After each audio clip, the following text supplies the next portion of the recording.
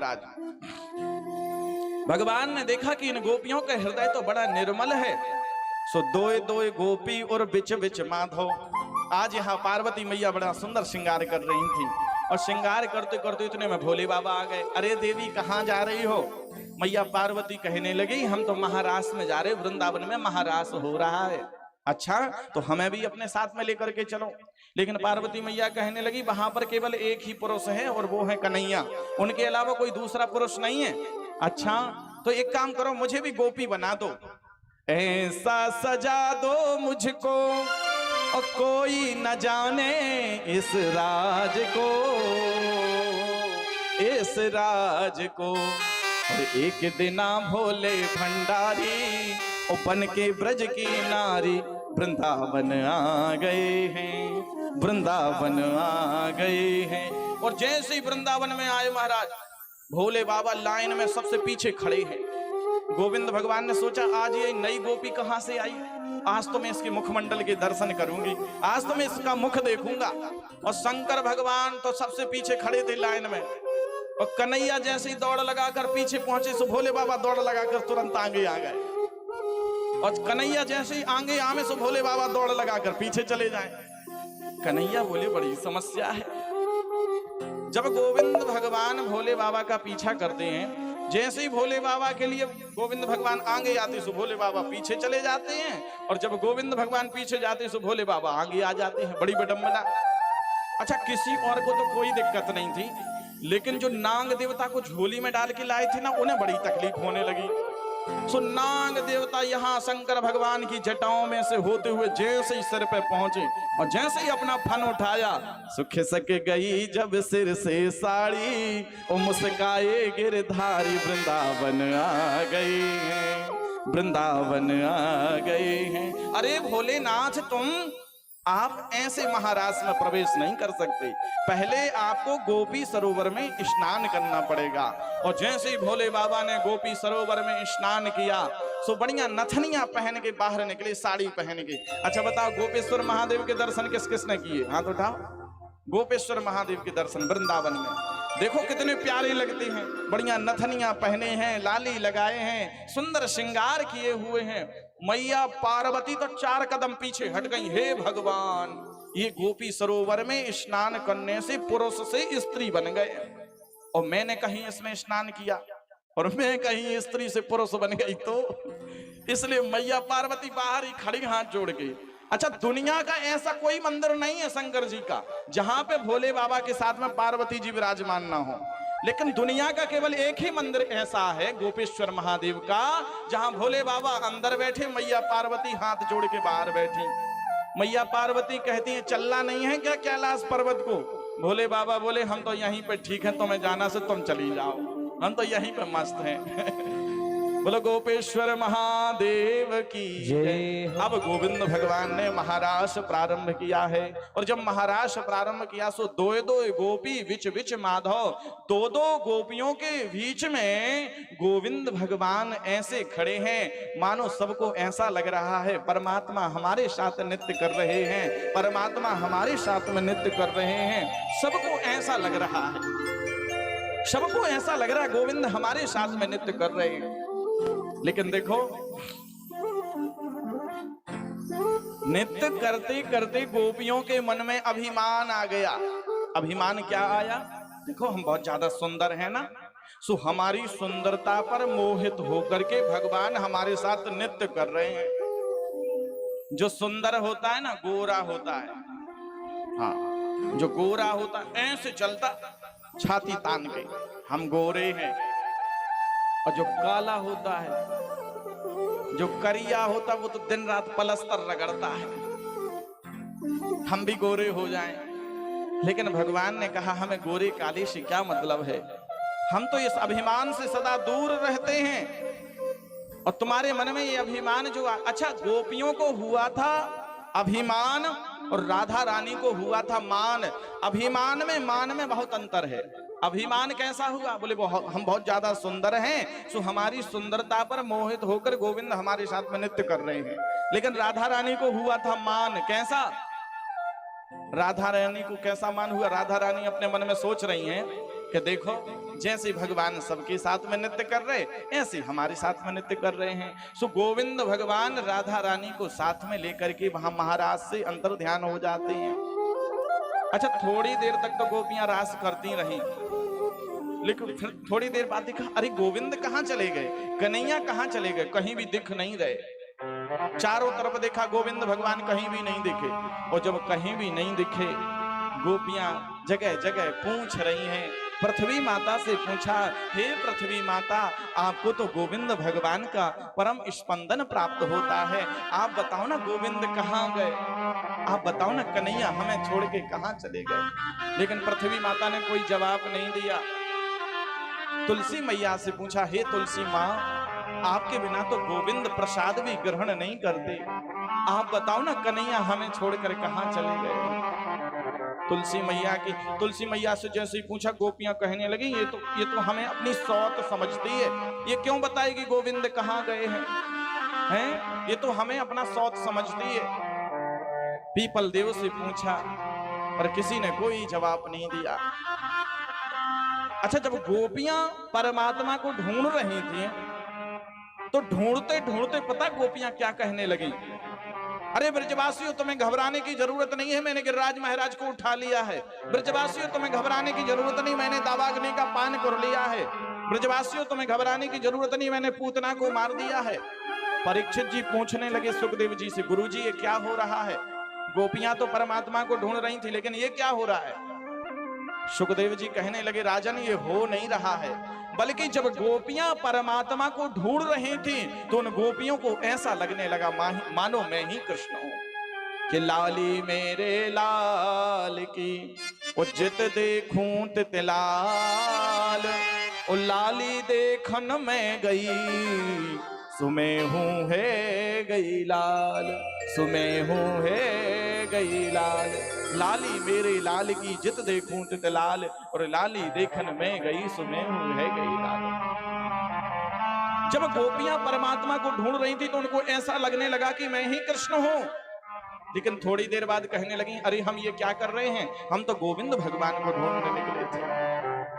सांवरो अब तक ना आयो, कन्हैया अब तक ना आयो, ना जाने कित गयो बावरो अब तक नहीं आयो। सांवरो अब तक नहीं आयो, कन्हैया अब तक नहीं आयो, ना जाने कित गयो बावरो अब तक ना आयो। रास मधुवन में ठहरायो, रास कुंजन में ठहरायो, ना जाने कित गयो बाबरो अब तक ना आयो। रास कुंजन में ठहराओ, रास कुंजन में ठहराओ, ना जाने कित गयो बाबरो अब तक ना आयो। रास मधुवन में ठहरायो, रास कुंजन में ठहरायो, ना जाने कित गयो बावरो अब तक नहीं आयो। रास कुंजन में ठहराओ, रास कुंजन में ठहराओ, सखियां जो वे पाठ सावरो अब तक नहीं आयो।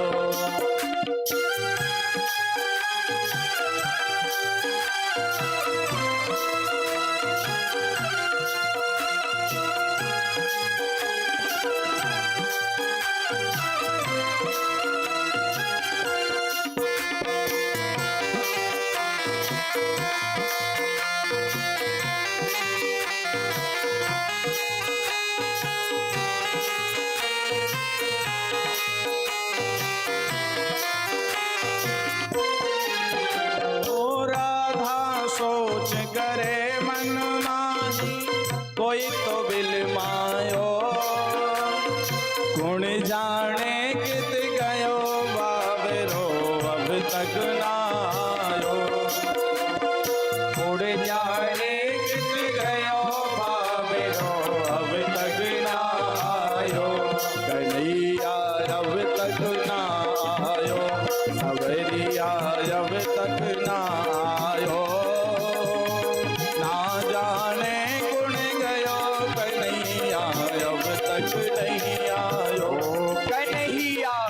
अभी तक नहीं आयो, सावरिया अभी तक ना आयो। ना जाने कित गयो बाबरो अभी तक ना आयो। ना जाने गुण गयो कन्हैया अब तक ना आयो। ना जाने कित गयो कन्हैया अब तक ना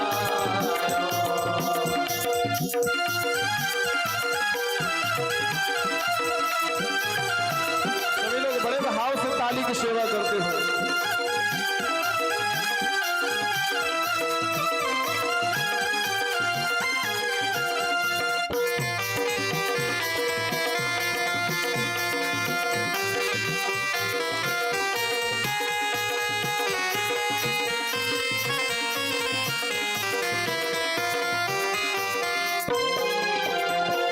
इतने में तो बाजी बांसुरी मधुबन ठहरायो। डाल डाल और पात पात पे श्याम नजर आयो। डाल डाल और पात पात पे श्याम नजर आयो। इतने में तो बाजी बांसुरी मधुबन ठहरायो। डाल डाल और पात पात पे श्याम नजर आयो। कन्हैया अब तक ना आयो, सवरिया अब तक ना आयो। राधा जो वे बाट सांवरो अब तक ना आयो। कन्हैया अभी तक ना आयो, सावरिया अभी तक ना आयो।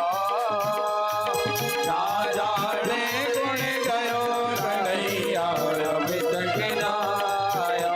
दास मधुबन में ठहरायो। दास कुंजन में ठहरायो। सखियां जो वे बाट सांवरो अब तक ना आयो। हाँ सखिया जो रे बाट सावरो अभी तक ना आयो। हाँ सखिया जो रे बाट सावरो अब तक ना आयो। कन्हैया अब तक ना आयो, सवरिया अब तक ना आयो। और सखियां जो वे बाट सांवरो अब तक ना आयो। और रास कुंजन में ठहरायो। रास मधुबन में ठहरायो। और ना जाने कित गयो बाबरो अब तक ना आयो। और ना जाने कित गयो कन्हैया अब तक ना आयो। और यहाँ पे राधा रानी ने सोचा कि यदि ऐसे ही हम परमात्मा के साथ में चले गए, गोविंद के साथ में चले गए, तो कभी भी फिर सखियों को गोविंद भगवान के दर्शन नहीं होंगे। इसलिए गोविंद भगवान से राधा रानी कहने लगी, गोविंद आप हमें लेकर कहां जा रहे हैं? अब हम पे तो चलो ही ना जाए, हमारे तो पावन में दर्द है वो चालू है गयो, हम पे तो चलो ही ना जाए। कन्हैया बोले, अच्छा तुम्हारे पाँव में दर्द हो रहा है, एक काम करो हमारे ऊपर बैठ जाओ।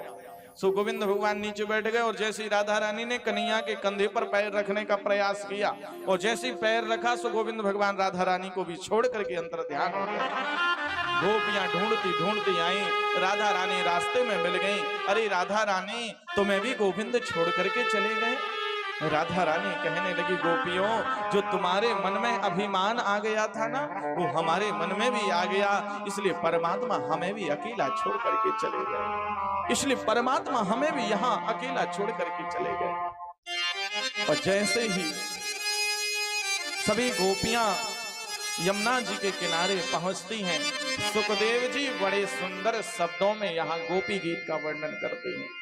सुखदेव जी ने लिखा है कि जो प्रतिदिन गोपी गीत का पाठ करता है, जो प्रतिदिन यदि नियम से 43 दिन यदि कोई व्यक्ति गोपी गीत का पाठ कर ले, तो भगवान कृष्ण उसको जरूर दर्शन देते हैं। जयति तेधिकं जन्मना ब्रजा श्रयत इंदरा शाश्वततृजी दयति दृश्यता दीक्षुता वका वैधेता सवस त्वां विचिन्वते शरदुदा सये साधुजातशा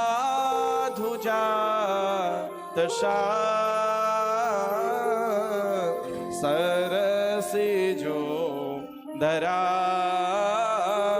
श्रीमुषदृशा सुरथनाथ ते अशुल्कदाशिका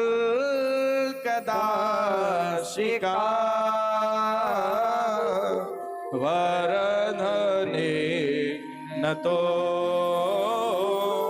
नेह किं बधा नेह किं बधा नेह किं बधा। गोपियां गोविंद से कहती हैं, गोविंद